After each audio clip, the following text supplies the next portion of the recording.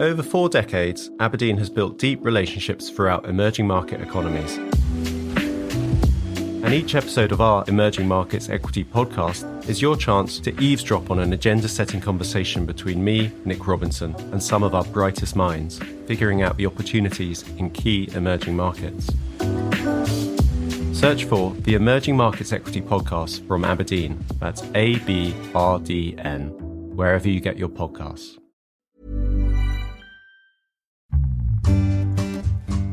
Stocks for beginners. It's very exciting to see traders change their perspective on the market in terms of, again, staying disciplined and not following the hype, but having a trading plan and being focused.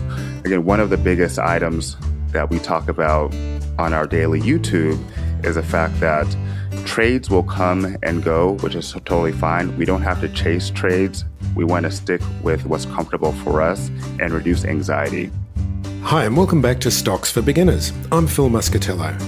What do you get when you cross a software engineer and a stock market news junkie? You get my guest today, Leon Smith. Hello, Leon. Hi, Phil. How are you doing today? Really good, thank you. Now, Leon is the co-founder of Tiblio, a stock market research platform, working with his co-founder Kevin to write the algorithms that scan the market looking for various stock and options opportunities. Leon, you started trading stocks in middle school, specifically yahoo.com, using your Palm Pilot. I think maybe first of all, can you explain what a Palm Pilot is or was? Sure. So back in the 90s, early 2000s, we had these small computers called Palm Pilots. They were essentially cell phones without the ability to make phone calls. So, if you think of an organizer or a small calculator rolled into one, this was a Palm Pilot. So on the Palm Pilot, they had different apps where you could go online, and I use it to buy and sell stocks during biology class. So your dad helped you with a bit of stock picking early on, didn't he? He did. Yeah. So when I was in middle school, we would look through the Wall Street Journal, looking at various stocks, talking about companies. And one of the stocks that I don't think is still around, called ABV, we actually bought some shares and received a prospectus in the mail, which was pretty cool. So you would have been interested in software from an early age as well as the stock market. And in the 90s, that was the beginning of the internet boom, wasn't it? How were you feeling at the time about all of that? Yeah, so in the late 90s, we had the boom. I was learning HTML, this computer language, and CSS. So I was making websites while also learning about the financial markets. But, I never put the two together until college when I started writing algorithms, scanning the market, just looking for various opportunities, looking at the way the markets traded and trying to find correlations between big macro news events and how stocks were trading. When did the penny drop for you? Did you have a light bulb moment, or was it just a gradual development through college? Yeah, so I went back to UCLA to get my MBA. That's where I met my co-founder, Kevin. During finance class and such, we would talk about the stock market, the crypto market. Kevin is also a software engineer. So we would talk about different algorithms to scan the market and possible products that we can create to help retail traders trade more efficiently. And so, again, during this MBA, definitely picked up writing algorithms for different stock strategies and such. So that's really where I got started. This developed into quite a passion for you, didn't it? It did. So for me, really trying to understand the market and how can we create algorithms to help retail traders trade more efficiently.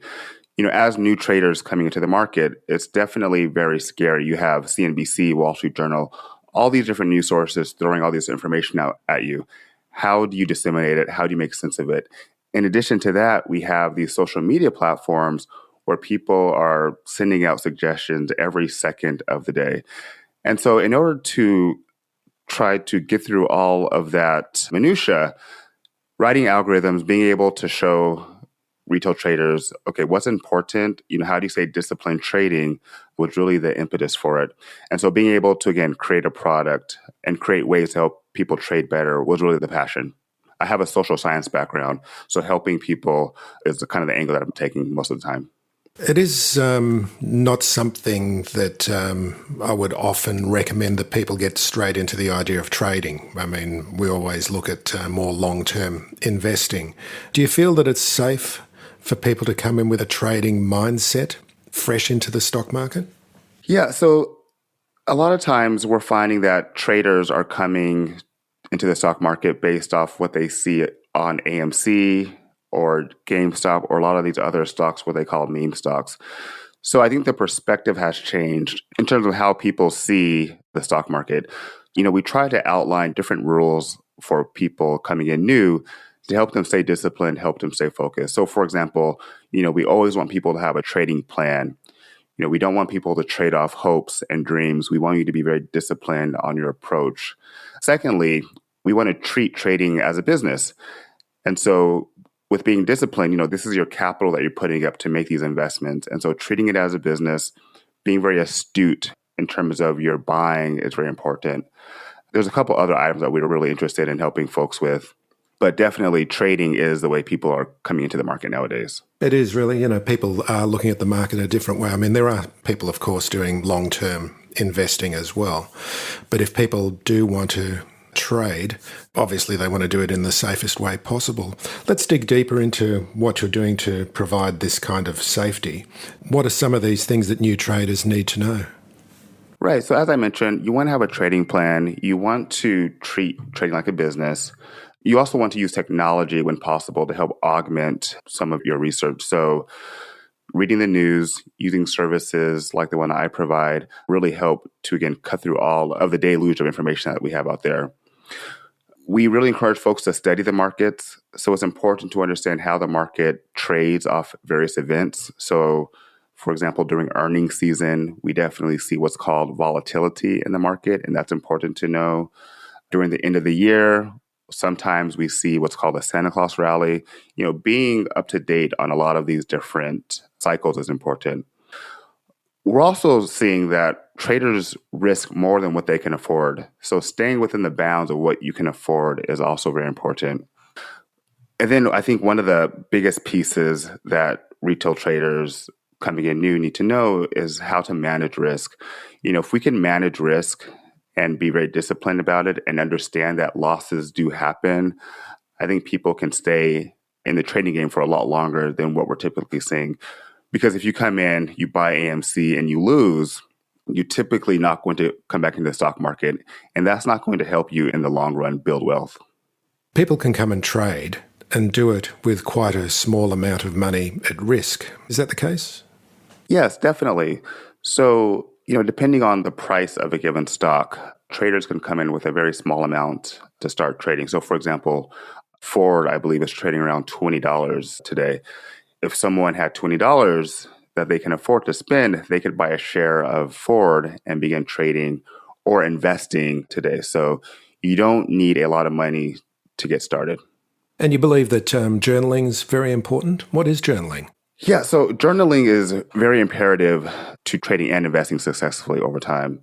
When you journal, you're essentially keeping track of your wins and your losses, and you're also detailing what happened during those trades.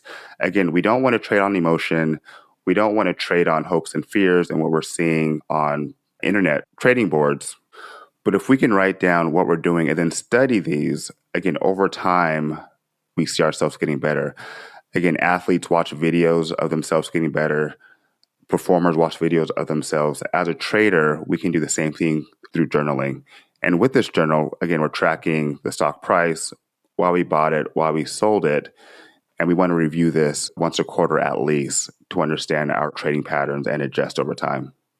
It is something that takes a bit of time to learn, isn't it? You're not going to come in and be a gun trader right away, are you?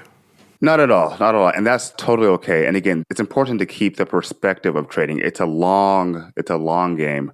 We're not going to come in and do what's called YOLO. This is a very popular term nowadays. You only live once, where people put in all of their money on one stock and hope for the best. That isn't the best way to trade, obviously. And so this is a long game. We're going to journal, we're going to stay disciplined, and we're going to remove emotion out of our trading. And we can do this by following these steps, journaling, staying focused, and having a system that we can critique and change over time to match not only the market, but our trading style as we become more mature. Over 4 decades, Aberdeen has built deep relationships throughout emerging market economies. And each episode of our Emerging Markets Equity podcast is your chance to eavesdrop on an agenda-setting conversation between me, Nick Robinson, and some of our brightest minds, figuring out the opportunities in key emerging markets. Search for the Emerging Markets Equity podcast from Aberdeen. That's ABRDN, wherever you get your podcasts.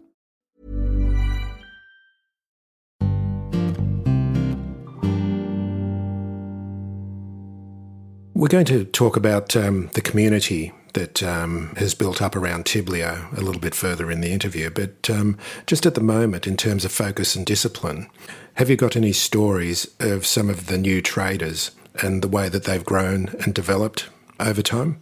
Yeah, absolutely. So this is a very exciting question because many of the traders that we're seeing are coming to us from trades in AMC, from GME. And so you come to the market based off of this hype, and you soon find out that there's more to the market than just AMC and GME. And so how do I trade these other stocks? How do I invest for the long term? And so it's very exciting to see traders change their perspective on the market in terms of, again, staying disciplined and not following the hype, but having a trading plan and being focused. Again, one of the biggest items that we talk about on our daily YouTube is the fact that, trades will come and go, which is totally fine. We don't have to chase trades. We want to stick with what's comfortable for us and reduce anxiety. I could only imagine as a new trader coming in with all of the information that we have, how much anxiety someone could have. And again, we're trying to reduce that. But when people come in from AMC and GME and change a perspective on how they see the market, that's a very exciting win for us. I've seen that a lot with people who come to the market because they've heard about people that have made lots of money with meme stocks and, they've seen other people making huge gains and they think, well, why can't I do it? And it's almost like when you tell them the reality of the situation, it's almost like their shoulders slump. But really, it's part of a journey and a part of the way of doing things. Exactly. And what we don't see is all of the people who have lost money. That's right. We see the gains, but there's 10 times the amount of people that have lost money who aren't sharing those screenshots online. So, that's one item we have to keep in mind. The algorithms that you and Kevin have developed, what is it that they're actually scanning for? Yeah, so the algorithms that Kevin and I have developed, they're scanning for what's called volatility in the market. And so when we can find this volatility, this gives traders relatively good premium or relatively good returns with a high probability of success. And again, this high probability of success is based off statistics and based off of the different types of what we call options that we're looking for. And so we have those types of scanners. We additionally have scanners looking for what we call pops in volume. So if we see a stock that has a exponential increase in volume, this is a potentially bullish or bearish play depending on other indicators. So we're scanning the market looking for these various strategies, and our users, depending on their trading style, depending on what they're looking for, and depending on market conditions, can employ these various strategies, again, based off what they're looking for. And what sort of timeframes are users looking at? Yeah, so our users are looking at anywhere between 45 days and 1 day for their trades. So again, as we talked about earlier, investing is extremely important. However, people are coming to the market looking to trade. And so we're trying to put bounds within what it means to trade. And essentially, the idea is to keep people safe, right? Investing and safe, those words don't go together, but trying to reduce the risk as much as possible to give folks confidence in their trading. What about diversification? Are you looking at a number of position sizes across a number of positions? Is that how it works? Yeah, so that's a great question. So with regards to diversification, we talk about how your portfolio should be made up of stocks, options, if that's what you choose to do, and then again, various types of assets. Within Tiblio, the diversification comes in terms of we don't want to over diversify on what we call call options or put options or very aggressive types of strategies. But if a user comes in looking for various strategy, within those strategies, we talk about diversifying on what's called, again, I don't want to get too technical, but what's called delta. So there's this Greek Greek metric called delta with options, and we really talk about trying to be diversified within these bounds.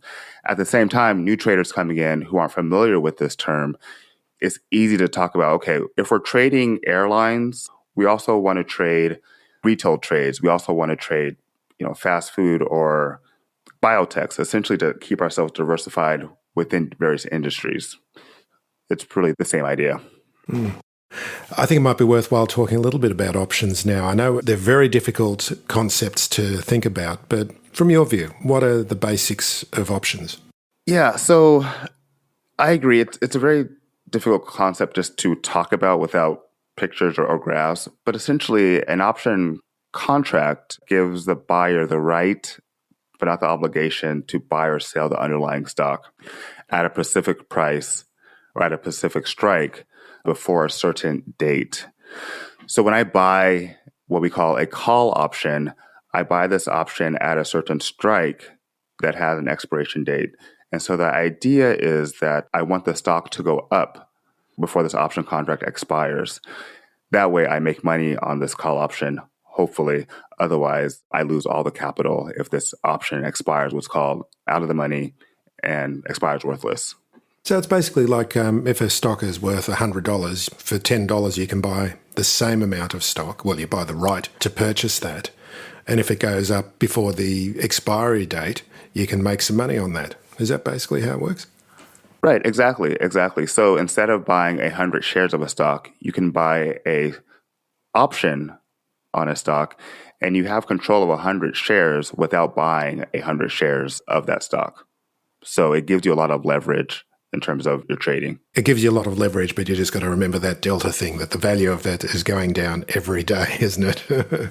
Sure, yes. So we call that theta. But yes, the value is going down every day unless the stock goes up. And so, a lot of new traders hear about options on these trading boards. People are buying options on AMC, GME, and a lot of other meme stocks. But at the same time, people are losing a lot of money because these are very, very risky assets, very, very risky. And so within Tiblio, again, we're putting bounds around these options to help folks trade these options and reduce their risk somewhat. Well, that was what I was going to ask. They are dangerous for new investors, are they? They're very dangerous. So if I buy 100 shares of Ford, as I mentioned, this is going to cost me $2,000. I can keep Ford for as long as Ford is in business. If I buy an option on Ford, this gives me control of 100 shares. If my option expires out of the money, then I lose that investment. And so, again, very, very dangerous. At the same time, there's what's called option selling, and people can get themselves in a lot of trouble if they're selling options and they're not aware of what they're doing. And so there's a lot of risk in option buying and option selling. So when you're buying a call option, that's looking at the price to go up in your view, but you can also do it in the opposite direction, can't you? Tell us about that. Right. So you can also buy a put option. So if you are bearish on a stock or bearish on the market, you can buy a put option to take advantage of that downturn. So, for example, in the United States, where the debt ceiling is still being worked out, if I had a bearish view on this situation and I don't think our Congress will pass this debt ceiling, and I believe the stock market will go down, I could buy a put on SPY to take advantage of that potential downturn. Same with earnings. We're just getting out of earnings season right now. Some companies have done very well. Other companies have done very bad. PayPal, for example, had a very, very bad day. If I bought a put on PayPal, I could take advantage of this downturn. So options are good in that you can take advantage of the stock market going up, going down, or trading sideways. So tell us about the community, the Tiblio community. It's on Discord and YouTube, I believe. Yeah, definitely. So we have a very supportive community in Discord. Discord is a chat app. Within here, we talk about trades. Our traders are very supportive, talk about different strategies and such. Additionally, on YouTube, I do a daily YouTube live talking about the trends in the market, what's happened in the market today, and how to potentially trade some of these trends. And so those combined create our, again, very supportive community where, again, people are trading ideas, giving suggestions, and being very supportive of folks' wins and, again, potential losses. Have you got any stories about the interactions and the people that you're dealing with and some of the lives that have changed? Yeah, definitely. So as I mentioned, when I hear or see stories about people who are trading what we call option spreads or credit spreads for the first time, when someone's able to make money when the stock market is trading sideways, when this is a new concept for them, for me, that's very exciting because you're not just stuck on the idea that stocks have to go up for you to make money, but you can make money in the market when the market is trading sideways. So stories like that are very impressive, very exciting. On the YouTube lives, when people share about different stocks that they found, that they got into for the day, and we talk about them through the charts and what I'm seeing and what they're seeing, that interaction for me is very fulfilling in that, making that connection with people who are learning or who are very mature traders and learning about what they're doing and how we can help them trade better. Again, very, very rewarding for myself and Kevin. So that stuff is very, very exciting, very, very fun to read. So presumably the algorithms are going to be showing up many, many, many stocks. How do you filter them down into a manageable size? Yeah, so that's our secret sauce. So that's where we're able to put in our own bias towards the market. While we were at UCLA getting our MBAs, learning about finance and some of the different perspectives on the market, we really try to put these into the algorithm to reduce the size of this list. Because you're right, it could be thousands of different possibilities, but we try to shrink it down as much as possible to make it digestible for people to trade. So we're recording on the 9th of November, 2021. What are your views on the markets right at this moment? I mean, they seem to be right, just sitting there at the top and could go either way. What are your thoughts? Right. So we've just had 8 straight days of green wind, essentially. The Federal Reserve last week talked about how they are dovish, essentially, on the market for the next couple of quarters. This is because the headwinds that we've seen recently with supply chain issues, high oil prices, staffing shortages, and a lot of these companies, they talk about being very temporary or transitory. Given that, I am very bullish on the market myself for the next couple of quarters. The holiday season is shaping up to be pretty bullish. At the same time, we're seeing retail try to ramp up at Walmart and Target, some of these big, more staple companies. So again, very, very bullish. A lot of these headwinds that we've seen, again, with staffing shortages and such, seem to be very temporary. So given all of these signs, I'm very positive. At the same time, the U.S. Congress has just passed the infrastructure bill. So again, another good sign for the market. That's a huge impetus, isn't it? That the amount of money that's going to be going into building bridges and airports and rail and roads.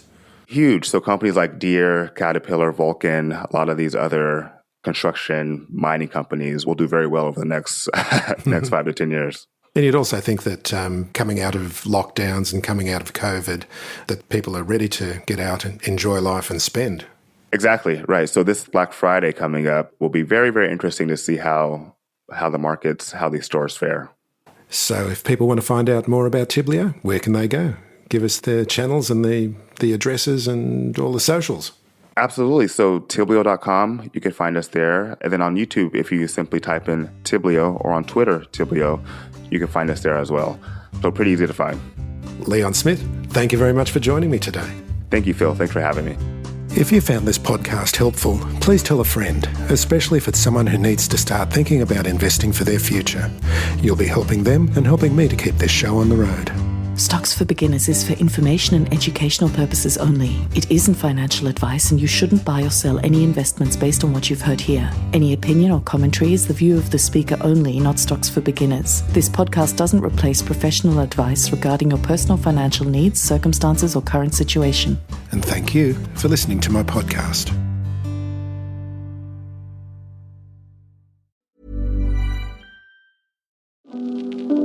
Over 4 decades, Aberdeen has built deep relationships throughout emerging market economies.